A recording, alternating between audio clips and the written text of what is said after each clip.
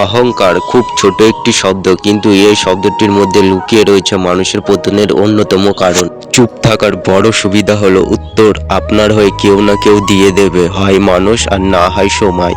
কারো পছন্দ হওয়াটা খুব সহজ, কিন্তু সারা জীবন তার পছন্দ হয়ে থাকাটা খুব কঠিন।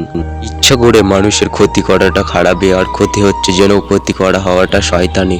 হঠাৎ বড়লোক হয়ে গেলেও হঠাৎ ভদ্রলোক হওয়া যায় না। ভদ্রতা হলো পারিবারিক শিক্ষা। জীবন আমাদের ছিটকে দেবে, কিন্তু আমাদের ফিরে আসা বেছে নিতে হবে। আচরণ হচ্ছে এমন একটি আয়না যা প্রত্যেক মানুষের নিজের প্রতিবিম্ব দেখা যায়। যে পরিশ্রমী সে কখনো অন্যের ওপরে নির্ভর করে না। মানুষকে এখন বিশ্বাস করতে ভয় লাগে, কারণ মানুষ কেঁদে কেঁদেও মিথ্যে কথা বলে। মানুষ তোমাকে ব্যবহার করবে শুধুমাত্র তার খারাপ সময়টাকে পার করার জন্য। ভালো সময় আসলেই সে তোমাকে ছুঁড়ে ফেলে দেবে। যে তোমাকে ভরসা করে তার সাথে কখনো প্রতারণা করো না।